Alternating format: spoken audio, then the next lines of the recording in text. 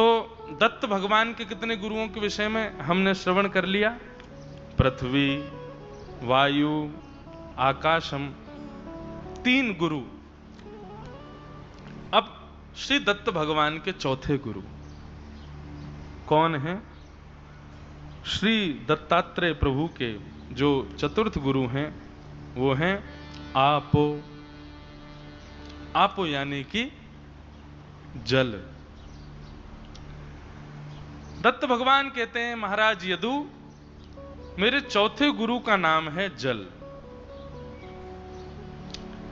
जल से मैंने क्या सीखा? जल से तो बहुत कुछ है सीखने को। सबसे पहला गुण निर्मल होता है। हम लोग उसको गंदा करते हैं, उसका स्वभाव दूषित नहीं होता, वो तो निर्मल ही रहता है।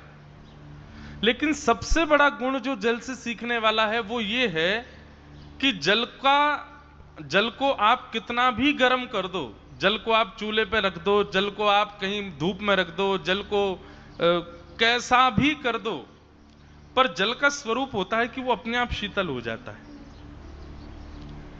गर्म तवे पर, गर्म चूल्हे पर यदि पात्र में जल रख दिया और जितनी देर अग्नि जलेगी उतनी देर जल गर्म हो जाएगा, पर जैसे ही अग्नि से दूर करोगे, दूर करते ही जल अपने आप शीतल होता है, करना नहीं पड़ता उसको। मानव कैसा होता है कि परिस्थिति के अनुसार गर्म हो गया, परिस्थिति के अनुसार क्रोध आ गया, परिस्थिति के अनुसार उसको कुछ मन में कुछ खटपट हुई, तो उसको ठीक करने के लिए हमको बहुत प्रयास करने पड़ते हैं। और आजकल सबसे ज्यादा इसी चीज की दिक्कत हो रही है संसार में।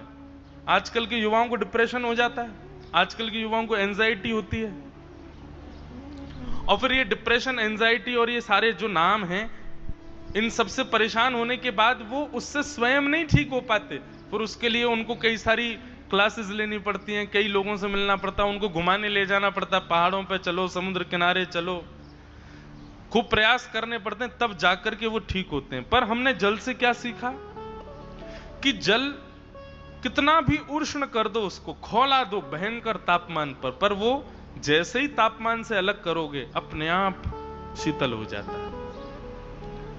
दूसरा हमने जल से क्या सीखा कि जल को आप भले ही उष्ण करके, गर्म करके खूब खौला दो या फिर फ्रीजर में रख करके जमा दो, पर जल जैसे ही इन दोनों परिस्थितियों से वास्तविक परिस्थिति में आएगा तो चैतन्य हो जाएगा।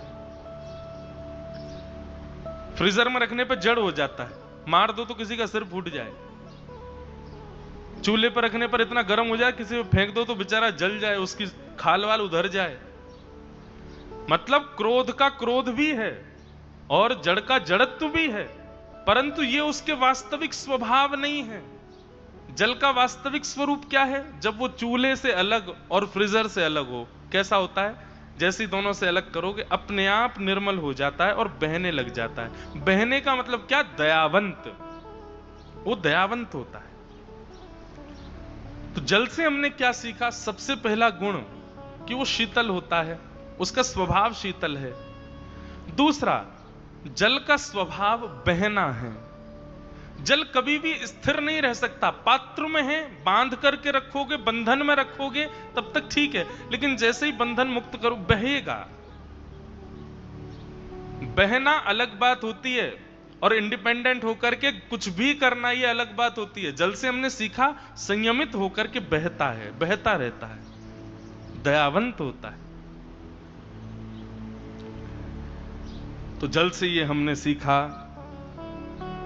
इसलिए भगवान दत्तात्रेय कहते हैं कि मैं जल को अपना चौथा गुरु मानता हूं। क्यों? क्योंकि जल का एक स्वरूप और होता है। क्या?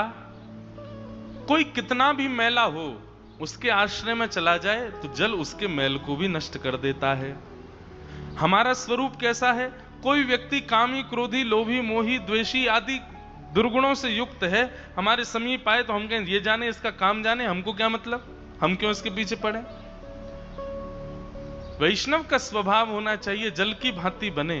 कोई समीप आवे, यदि वो दुर्गुण युक्त है तो प्रयास करे कि उसके गुणों को, उसके दुर्गुणों को वो अपने भाव से उसको दूर करने का, डांट फटकार के नहीं, प्रेम से उसको दूर करने का प्रयास करे।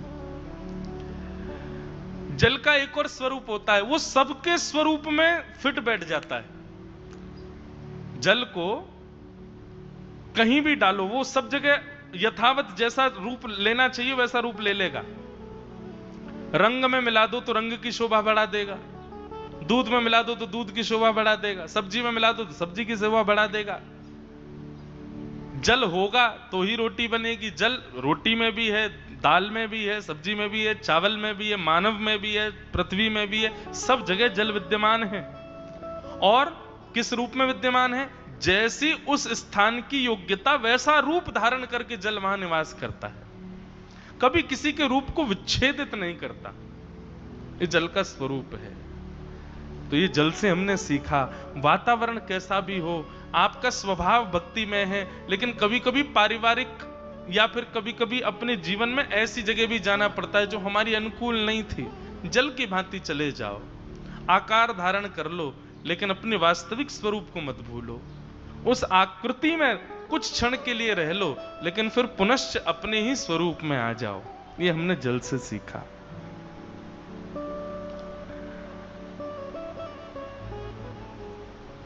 ये हमने जल से सीखा। वो स्वयं भी स्वच्छ होता है और जिनसे मिलता है उनको भी स्वच्छ कर देता है। साधक को भी जल के समान स्वयं पवित्र और शीतल होना चाहिए, और यह भी कि जो उनके संपर्क में आए उसकी सारी जलन, उसकी सारी दुर्गंध, उसकी सारी गंदगी को बहन करके उसको नष्ट कर दे, उसको स्वच्छ कर दे। ये मैंने जल से सीखा।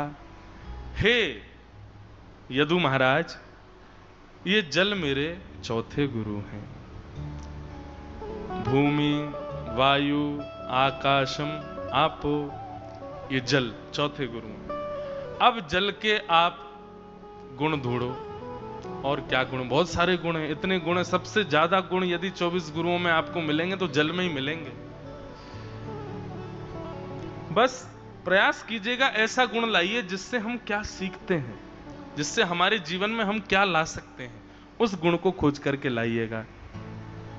अवधूत चिंतन श्री गुरुदेव दत्त। ऐसे गुरुदेव दत्त भगवान के भी जो 24 गुरु हैं उनको हम प्रणाम करते हैं।